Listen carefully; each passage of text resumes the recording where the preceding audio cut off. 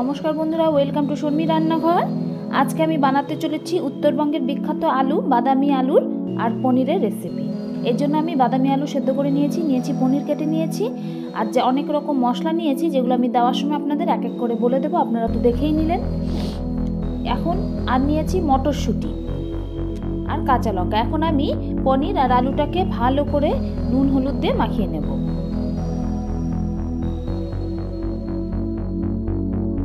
এই আলুটা এদিকেই হয়, শুনেছি নাকি ওদিকে বেশি একটা পাওয়া যায় না। তবে দেখুন, এই আলুটা খেতে কিন্তু ভীষণ স্বাদ, দম খেতেও ভালো লাগে, তরকারিতেও ভালো লাগে। তাই আমি আজকে পনিরের সাথে এই আলুটা করে আপনাদেরকে দেখাবো। এদিকে আমি কড়াইতে তেল গরম করে পনিরগুলোকে ভেজে নিচ্ছি।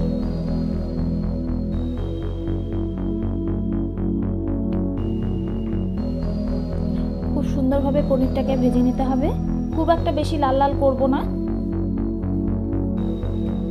যদিও এখন সব জায়গাতেই সব কিছু পাওয়া যায়, তবে মেন চাষটা কিন্তু আমাদের এখানে উত্তরবঙ্গেই হয় এই আলু।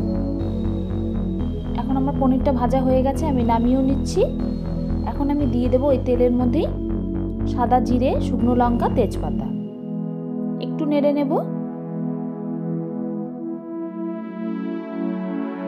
এখন আমি বাদামি আলুগুলো হলুদ লবণ মাখানো ছিল সেটা দিয়ে দিলাম, একটু ভেজে নেব ভালো মতন করে।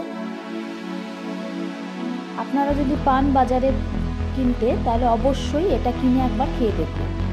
এখন আমি দিয়ে দিচ্ছি মটরশুঁটি। আলু আর মটরশুঁটি আমি একবারই ভেজে নেব।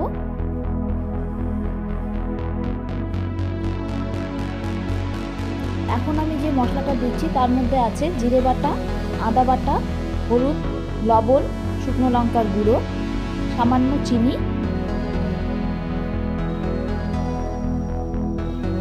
সবগুলো মশলা আমি অ্যাড করে দিলাম। আমি সুন্দর করে এখন কষিয়ে নেব।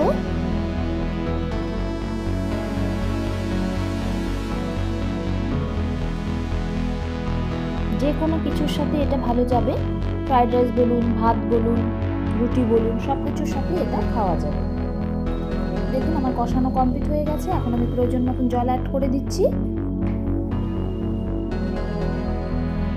কালারটাও খুব সুন্দর লাগছে বন্ধুরা।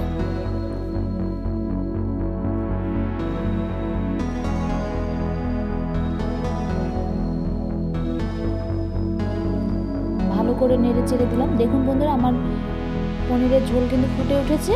এখন আমি এর মধ্যে পনিরগুলো অ্যাড করে দিচ্ছি। যেহেতু ঝোলটা ফুটে উঠেছে, এখন আমি এর মধ্যে গোটা গরম মশলা পিষে রেখেছিলাম, সেই গোটা গরম মশলা অ্যাড করে দিলাম।